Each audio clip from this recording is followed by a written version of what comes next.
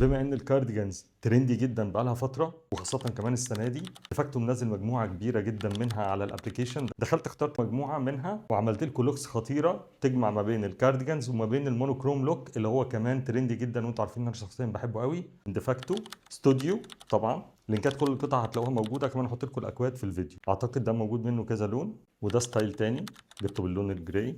انا جايب برضو الواني المفضله. جبت ده كمان لونه خطير، طبعا انتوا عارفين الاخضر ترندي جدا، بس القطعه دي واضح انها فيها مشكله في المقاس، اكيد غالبا طبعا هعملها اكستشينج. وجبت كمان البنطلون التيلور ده ديفاكتو ستوديو برضو، وده كمان بنطلون تيلور تاني. واللون الجري ده يا جماعه لون لازم يكون عندك في دولابك، البنطلون ده بجد خطير وبيليق على اي حاجه. ديفاكتو ستوديو برضو.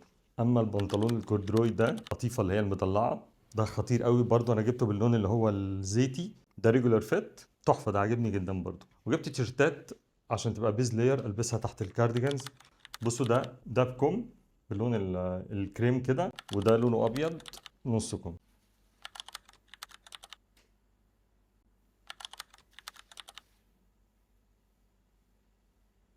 اكيد المقاس فيه مشكله وانا هعمل اكستشينج وهقول لكم هو المقاس فعلا كان فيه غلطه ولا هو الفيت بتاعته كده. تحفه، لونه خطير جدا.